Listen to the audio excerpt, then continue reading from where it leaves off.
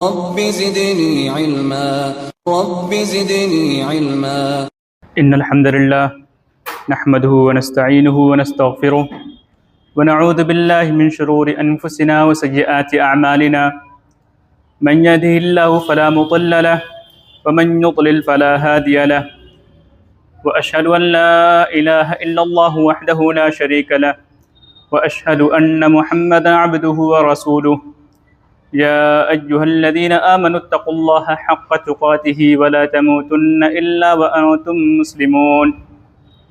या अय्युहन्नासुत्तक़ू रब्बकुमुल्लज़ी ख़लक़कुम मिन नफ़्सिन वाहिदह व ख़लक़ मिन्हा ज़ौजहा व बत्थ मिन्हुमा रिजालन कसीरन व निसाअ वत्तक़ुल्लाहल्लज़ी तसाअलून बिही वल अर्हाम इन्नल्लाह काना अलैकुम रक़ीबा। या अय्युहल्लज़ीना आमनुत्तक़ुल्लाह वक़ूलू क़ौलन सदीदा युस्लिह लकुम अअमालकुम व यग़फ़िर लकुम ज़ुनूबकुम व मन युति'िल्लाह व रसूलहु फ़क़द फ़ाज़ फ़ौज़न अज़ीमा।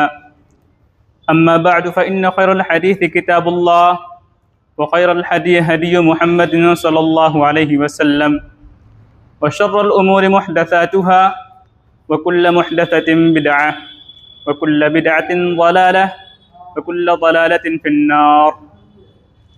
अऊज़ु बिल्लाहि मिनश शैतानिर रजीम। बिस्मिल्लाहिर रहमानिर रहीम। अलिफ लाम मीम। अहसिबन्नासु अन युत्रकू अन यक़ूलू आमन्ना व हुम ला युफ्तनून वलक़द फ़तन्नल्लज़ीन मिन क़ब्लिहिम फ़लयअलमन्नल्लाहुल्लज़ीन सदक़ू व लयअलमन्नल काज़िबीन। मुहतरम हाज़रीन जुम्मा, सबसे पहले हम अल्लाह रब्बुल आलमीन की तारीफ़ व तौसीफ़ और उसकी किबरियाई और बड़ाई बयान करते हैं और अल्लाह रब्बुल आलमीन के भेजे गए अम्बिया और रसूल पर दुरूद व सलाम अर्ज़ करते हैं, बिलख़ुसूस आख़िरी नबी जनाब मुहम्मद रसूलुल्लाह सल्लल्लाहु अलैहि वसल्लम पर। हाज़रीन जुमा, खुतबा मसनूना के बाद सूरह अनकबूत की इब्तिदाई 3 आयात तिलावत की गईं। इन आयात के अंदर अल्लाह रब्बुल आलमीन ने ज़िक्र किया कि अलिफ लाम मीम ये हुरूफ़ मुक़त्तआत कहे जाते हैं। इनका माना अल्लाह रब्बुल आलमीन ही ज़्यादा बेहतर जानता है। आगे अल्लाह रब्बुल आलमीन ने फरमाया अहसिबन्नासु अन युत्रकू अन यक़ूलू आमन्ना व हुम ला युफ्तनून, कि क्या लोगों ने ये समझ रखा है कि वो सिर्फ़ यह कह देंगे कि हम ईमान लाए तो वो छोड़ दिए जाएंगे और वो आज़माए नहीं जाएंगे। आगे फरमाया वलक़द फ़तन्नल्लज़ीन मिन क़ब्लिहिम, हालांकि अल्लाह रब्बुल आलमीन ने कहा कि हालांकि हमने उनसे पहले के लोगों को भी आज़माया। फ़लयअलमन्नल्लाहुल्लज़ीन सदक़ू, तो अल्लाह रब्बुल आलमीन ज़रूर जान लेगा उन लोगों को जो अपने ईमान के दावे में सच्चे हैं, जिन्होंने ईमान का सच्चा दावा किया। वलयअलमन्नल काज़िबीन, और अल्लाह रब्बुल आलमीन ज़रूर झूठों को भी जान लेगा। इस आयत के अंदर अल्लाह रब्बुल आलमीन ने अपनी एक सुन्नत, एक तरीक़ों का जिक्र किया कि अल्लाह रब्बुल आलमीन बंदों को आज़माता है। आज़माइश कई तरीके से होती है। कभी तो ये आज़माइश अल्लाह रब्बुल आलमीन माल व दौलत अता करके आज़माता है। अल्लाह रब्बुल आलमीन इंसान को बहुत सारा माल व दौलत दे देता है, ये देखने के लिए कि ये बंदा इस माल व दौलत पर अल्लाह रब्बुल आलमीन का शुक्र अदा करता है या नहीं अदा करता। ये बंदा इस माल व दौलत को अल्लाह रब्बुल आलमीन की रज़ा में लगाता है या नहीं लगाता। और कभी कभी अल्लाह रब्बुल आलमीन बंदों को माल व दौलत छीन करके, औलाद न दे करके या दूसरी चीज़ों के ज़रिए भी आज़माता है, ये देखने के लिए कि बंदा इस आज़माइश पर सब्र करता है या नहीं करता। बंदा इस आज़माइश पर कहीं अल्लाह रब्बुल आलमीन से शिकवा करने के बजाय मखलूक के सामने जज़ा फ़ज़ा तो नहीं करने लगता। बंदा फ़कीरी के अंदर जायज़ तरीके से माल व दौलत हासिल करने के बजाय कहीं माल व दौलत के हुसूल के नाजायज़ तरीके, चोरी डकैती वगैरह को नहीं करने लगता। तो ये अल्लाह रब्बुल आलमीन की सुन्नत और उसका तरीका रहा है कि अल्लाह रब्बुल आलमीन इंसान को आज़माता है। कभी अच्छाई के ज़रिए से उस इंसान के साथ ऐसी चीज़ें होती हैं जो इंसान चाहता है और खुश होता है, और कभी बुराई के ज़रिए से यानी ऐसी चीज़ें इंसान के साथ वाक़ई होती हैं जो उन्हें नापसंद होती है। अल्लाह रब्बुल आलमीन ने इसी के बारे में फरमाया, वनब्लूकुम बिश्शर्रि वल खैरि फितना, कि हम तुम्हें इम्तिहान के तौर पर अच्छाई और बुराई से आजमाएंगे।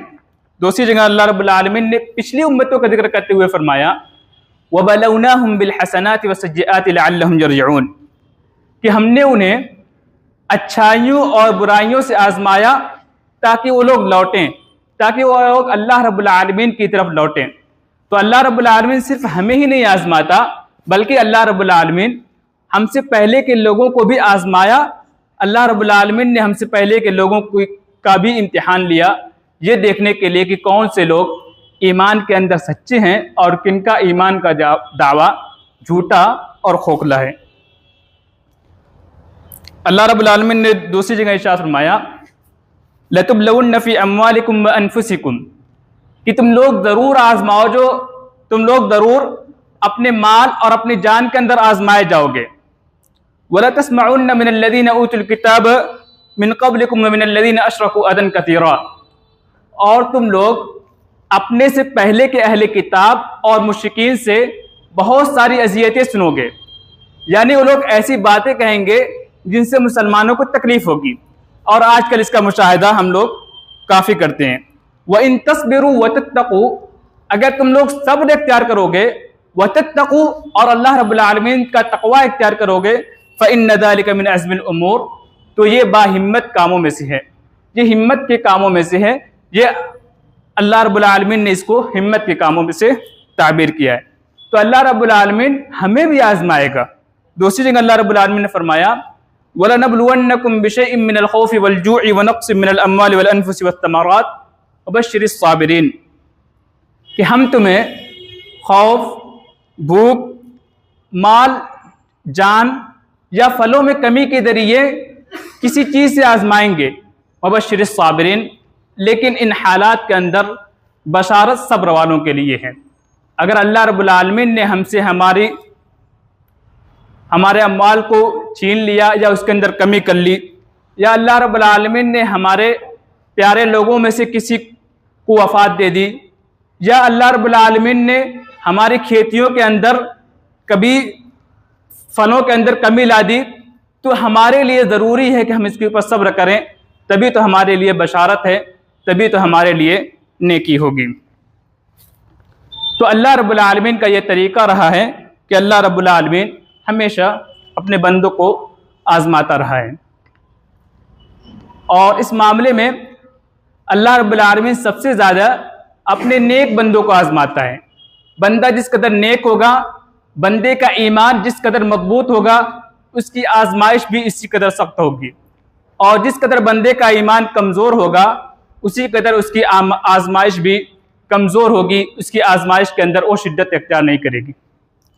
अगर आपके सामने कुछ मिसालें दी जाएं तो आपके सामने ये बात वाज़ेह तौर पर समझ में आ जाएगी। हज़रत इब्राहीम अलैहिस्सलाम को कौन नहीं जानता? उनकी आजमाइश जिस तरीके से की गई, इस तरीके से आजमाइश की कोई दूसरी मिसाल नहीं मिलती। हज़रत इब्राहीम अलैहिस्सलाम को हुक्म दिया गया कि अपने हाथ से अपने बेटे को ज़बह करें। ये आजमाइश उनके अलावा हमें किसी और के साथ नहीं मिलती। तो हज़रत इब्राहीम अलैहिस्सलाम का ईमान चूंकि मजबूत था, इस वजह से अल्लाह रब्बुल आलमीन ने उनकी आजमाइश भी इंतहाई सख्त रखी। अल्लाह के नबी जनाब मोहम्मद रसूलुल्लाह सल्लल्लाहु अलैहि वसल्लम भी अंबिया में से हैं, इनकी आजमाइश भी इंतहाई सख्त रही। अल्लाह रब्बुल आलमीन ने नबी सल्लल्लाहु अलैहि वसल्लम को मुख्तलिफ मौक़े पर आजमाया। अगर आप नबी सल्लल्लाहु अलैहि वसल्लम की सीरत का मुताला करें तो तकरीबन कोई भी ऐसा साल नहीं गुजरता जिसके अंदर नबी सल्लल्लाहु अलैहि वसल्लम के किसी प्यारे की जान न गई हो, किसी प्यारे की वफ़ात न हुई हो, मक्की ज़िंदगी के अंदर भी और मदनी ज़िंदगी के अंदर भी। हज़रत दाऊद अलैहिस्सलाम और सुलेमान अलैहिस्सलाम अल्लाह रब्बुल आलमीन के अंबिया गुजरे हैं। अल्लाह रब्बुल आलमीन ने इन दोनों को भी आजमाया, लेकिन इनकी आजमाइश मुख्तलिफ थी। अल्लाह रब्बुल आलमीन ने इन्हें मालो दौलत दे करके आजमाया कि ये लोग अल्लाह रब्बुल आलमीन का शुक्र अदा करते हैं या अदा नहीं करते। अल्लाह के नबी हज़रत अय्यूब अलैहिस्सलाम, इनको अल्लाह रब्बुल आलमीन ने बीमारी के जरिए और मालो औलाद छीन करके आजमाया। और ताज्जुब की बात यह है कि अल्लाह रब्बुल आलमीन ने दाऊद अलैहिस्सलाम के लिए और हज़रत अय्यूब अलैहिस्सलाम के लिए दोनों के लिए एक ही लफ्ज़ इस्तेमाल किया उनकी तारीफ़ के अंदर, निअमल अब्दु इन्नहु अव्वाब। अल्लाह रब्बुल आलमीन ने जिन अल्फाज के ज़रिए दाऊद और सुलैमान अलैहिस्सलाम की तारीफ़ की, उन्हीं अल्फाज के ज़रिए अल्लाह रब्बुल आलमीन ने अय्यूब अलैहिस्सलाम की भी तारीफ़ की। तो अंबिया चूँकि अल्लाह रब्बुल आलमीन के सबसे ज़्यादा ईमानदार बंदे होते हैं, सबसे ज़्यादा ईमान उनका मजबूत होता है, तो अल्लाह रब्बुल आलमीन उनकी आजमाइश भी सख्त रखता है, जैसा कि एक हदीस के अंदर भी ये चीज़ मौजूद है। चुनांच हज़रत साद इब्न वक्कास रज़ियल्लाहु अन्हु जो मशहूर सहाबी कहते हैं कि कुल्तु या रसूलल्लाह, साद इब्न वक्कास रज़ियल्लाहु अन्हु कहते हैं कि मैंने अल्लाह के रसूल सल्लल्लाहु अलैहि वसल्लम से कहा कि अल्लाह के रसूल, अय्युन्नासी अशद्दु बलाअन, कि लोगों में सबसे सख्त आजमाइश वाले कौन लोग हैं? क़ाल, आप सल्लल्लाहु अलैहि वसल्लम ने फरमाया, अल अंबिया, कि अंबिया सबसे सख्त आजमाइश वाले लोग हैं, इनका इम्तिहान सबसे सख्त हुआ करता है। तुम्मल अमतल फल अमतल, फिर उनके बाद जो बेहतर होता है फिर जो बेहतर होता है, यानी इसका ईमान जिस कदर मजबूत होता है उसी कदर उसकी आजमाइश होती है। फयुब्तल रजुल अला हसब दीनिही, तो इंसान अपने दीन के हिसाब से आजमाया जाता है। फ़इनका दीनहु सुल्बन, अगर उसका दीन मजबूत होता है, इश्तद्द बलाउहु, तो इसका इम्तिहान भी सख्त होता है। वइनका नफ़ी दीनिही दिक्का, और अगर उसके दीन के अंदर नरमी होती है, कमी होती है, उब्तुली अला हसब दीनिही, तो वो शख्स अपने दीन के हिसाब से आजमाया जाता है। तो अगर कुछ मिसालों के अंदर अगर आप देखें, अगर हम में से किसी एक से इस बात का मुतालबा किया जाए कि अपने बेटे को ज़बह करे, तो मुमकिन है कि वो ईमान से बरगश्ता हो जाए, मुमकिन है कि वो इस्लाम छोड़ दे। तो इसी वजह से अल्लाह रब्बुल आलमीन ने चूँकि बंदों को सिर्फ उसी काम का हुक्म दिया है जिसको वो ताकत रखते हैं, अल्लाह रब्बुल आलमीन ने अपने बंदों को उनकी ताकत से ज़्यादा चीज़ का मुकल्लफ नहीं करता। इसी वजह से अल्लाह रब्बुल आलमीन उनको आजमाता भी है उसी कदर जितनी बंदा उसकी इत्तात रख सकता है। जिस कदर बंदे के अंदर ताकत होती है कि वो इस कदर परेशानी को सह लेगा, अल्लाह रब्बुल आलमीन उसकी आजमाइश भी उसी कदर ही रखता है और उसे उसकी ताकत से ज़्यादा नहीं आजमाता। और लेकिन इन आजमाइश के आने के सूरत में हमारा रवैया क्या होना चाहिए, हमारा हमसे मतलूब क्या है? जब अल्लाह रब्बुल आलमीन आजमाता है तो इन आजमाने के वक्त में हमारा रवैया क्या होना चाहिए, हमसे क्या मतलूब है? इस सिलसिले में दो बातें हैं, एक ये कि हमसे क्या मतलूब है और दूसरा ये है कि उस कदर उमूमन इंसानों की हालत क्या होती है। चुनांचे अल्लाह रब्बुल आलमीन ने उस वक्त के इंसानों की उमूमी हालत बयान करते हुए फरमाया, फ़अम्मल इंसानु इज़ा मब्तलाहु रब्बुहु फ़अक्रमहु व नअमह फ़यक़ूलु रब्बी अक्रमन व अम्मा इज़ा मब्तलाहु फ़क़दर अलैहि रिज़्क़ह फ़यक़ूलु रब्बी अहानन। कि इंसान जब उसे अल्लाह रब्बुल आलमीन आजमाता है, इज़ा मब्तलाहु रब्बुहु, जब उसका रब उसे आजमाता है, फ़अक्रमहु व नअमह, तो अल्लाह रब्बुल आलमीन उसे नवाजता है, उसे नेमतें अता करता है। फ़यक़ूलु रब्बी अक्रमन, तो वो कहता है कि मेरे रब ने मेरी हौसला अफजाई की, मेरे रब ने मेरी इज्जत की।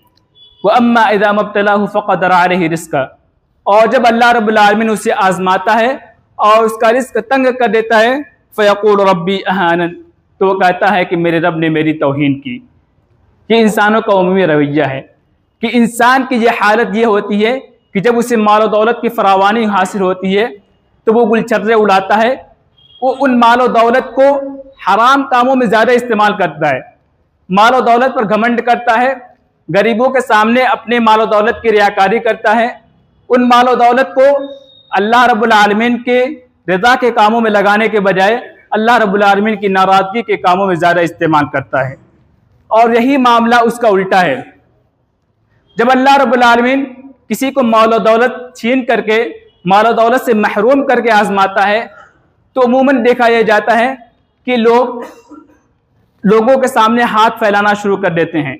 उसके लिए जायज़ तरीके से मेहनत करने के बजाय चोरी, डकैती और दीगर हराम कामों के जरिए माल दौलत हासिल करने की कोशिश करने लगते हैं।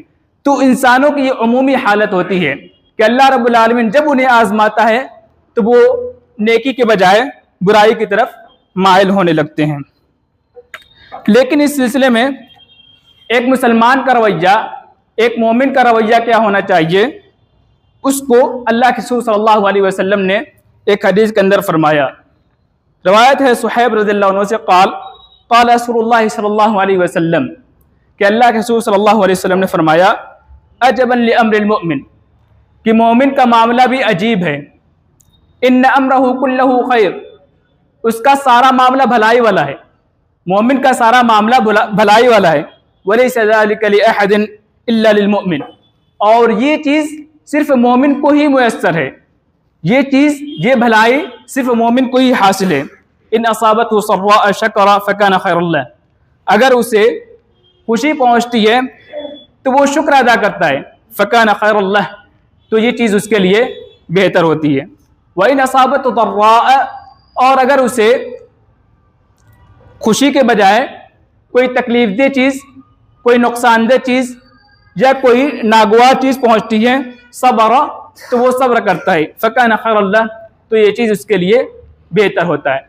तो एक मोमिन का मामला हमेशा सब्र और शुक्र के दरमियान होता है। जब अल्लाह रब्बुल आलमीन उसे माल दौलत से नवाजता है तो अल्लाह रब्बुल आलमीन के राह के अंदर ज़्यादा से ज़्यादा खर्च करता है और इबादतों के अंदर ज़्यादा से ज़्यादा मेहनत करता है।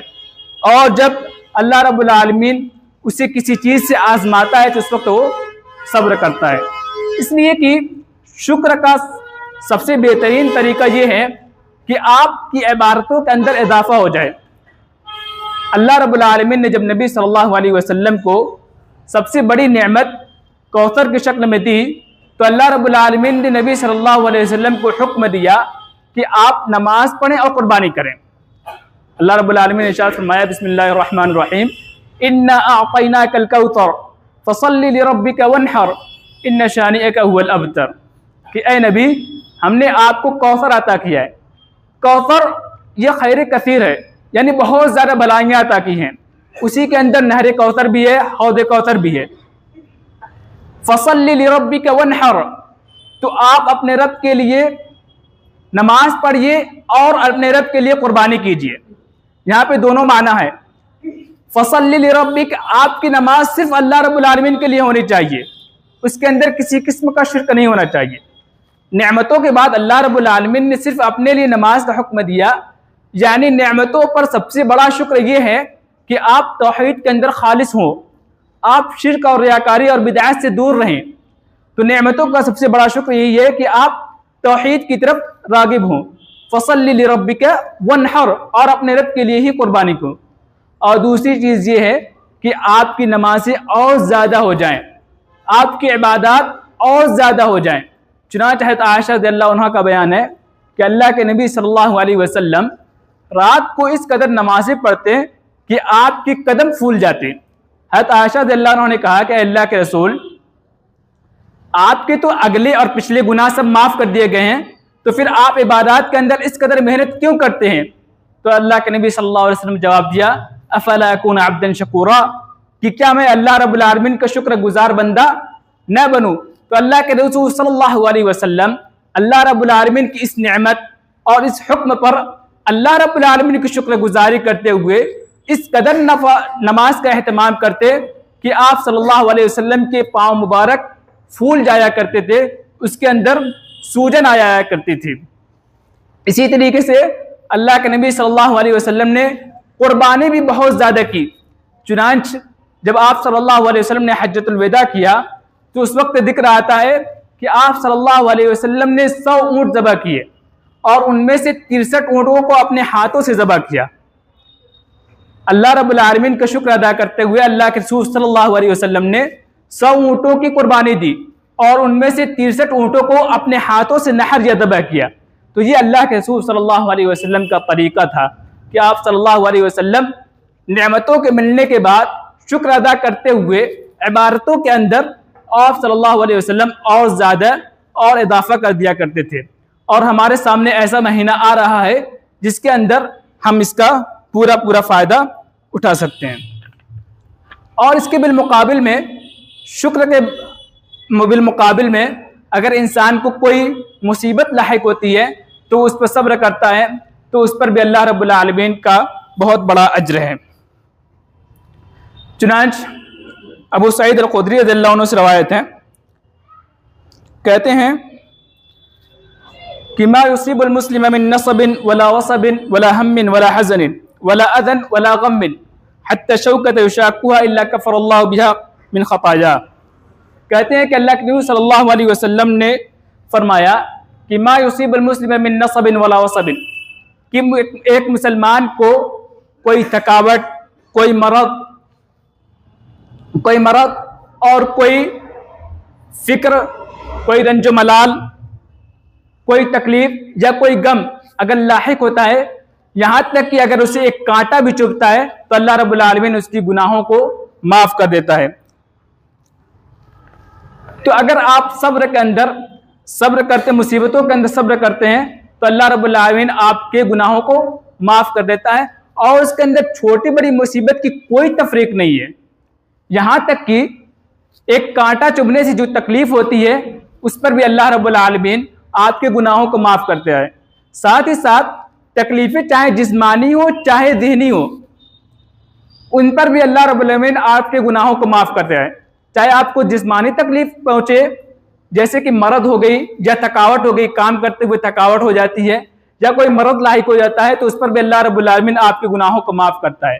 साथ ही साथ अगर आपको कोई ज़हनी तकलीफ पहुंचती है, आप किसी वजह से गमगीन हो जाते हैं, आप किसी फिक्र के अंदर मुब्तला हैं, तो भी अल्लाह रब्बुल आलमीन इस ज़हनी तकलीफ पर भी आपके गुनाहों को माफ करता है।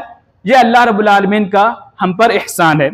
और ये याद रखें कि अल्लाह रब्बुल आलमीन अपने बंदों को आजमाता है ताकि शुक्र करने पर उनके दर्जात को बढ़ाए जाएं। जन्नत के अंदर दर्जात हुआ करते हैं, शुक्र करने पर आपके दर्जात को बढ़ाए जाएं और सब्र करने पर आपके गुनाहों की मग़फ़िरत की जाए। चुनांचे अनस इब्न मालिक रज़ियल्लाहु अन्हु कहते हैं, अल्लाह के नबी सल्लल्लाहु अलैहि वसल्लम रवायत करते हैं कि आप सल्लल्लाहु अलैहि वसल्लम ने फरमाया, अन्न अज़मल जज़ाइ मा अज़मिल बला, कि जिस कदर मुसीबत बड़ी होगी उसी कदर उसका सवाब भी ज़्यादा होगा, बड़ा होगा। व अन्नल्लाह इज़ा अहब्ब कौमन इब्तलाहुम, और अल्लाह रब्बुल आलमीन जब किसी कौम से मोहब्बत करता है तो उन्हें आजमाता है। फमन रज़िया फलहु रज़ा, जो शख्स राज़ी हुआ तो उसके लिए रज़ामंदी है। वमन सख़ित फलहु सख़्त, और जो शख्स नाराज़ हुआ तो उसके लिए नाराज़ी है। तो अल्लाह रब्बुल आलमीन, जब अल्लाह रब्बुल आलमीन किसी कौम को पसंद करता है, किसी कौम से मोहब्बत करता है, तो अल्लाह रब्बुल आलमीन उनको आजमाता है। तो जो शख्स इस आजमाइश पर, अल्लाह रब्बुल आलमीन की तकदीर पर, अल्लाह रब्बुल आलमीन के फैसले पर, अल्लाह रब्बुल आलमीन की क़ज़ा व क़दर पर राज़ी होता है, तो उसके लिए अल्लाह रब्बुल आलमीन की रज़ामंदी हासिल होती है और अल्लाह रब्बुल आलमीन उसे सवाब से नवाजता है। और जो शख्स अल्लाह रब्बुल आलमीन के इस फैसले पर नाराज़ होता है, लोगों से शिकायतें करता है, रोता है, जज़ा फज़ा करता है, तो ऐसे शख्स को कोई अजर सवाब नहीं मिलेगा, बल्कि उसकी मुसीबतों के अंदर और इजाफा होता रहता है। अल्लाह रब्बुल आलमीन से दुआ है कि अल्लाह रब्बुल आलमीन हमें जब तक इस दुनिया के अंदर ज़िंदा रखे, ईमान और इस्लाम पर ज़िंदा रखे, जब भी हमें आजमाए हमेशा साबित कदम रखे। अल्लाह रब्बुल आलमीन हमें से जो लोग बीमार हैं, अल्लाह रब्बुल आलमीन तो उन्हें शिफाए कामिला अता करें। आमीन व आखिर दावाना अल्हम्दुलिल्लाहि रब्बिल आलमीन।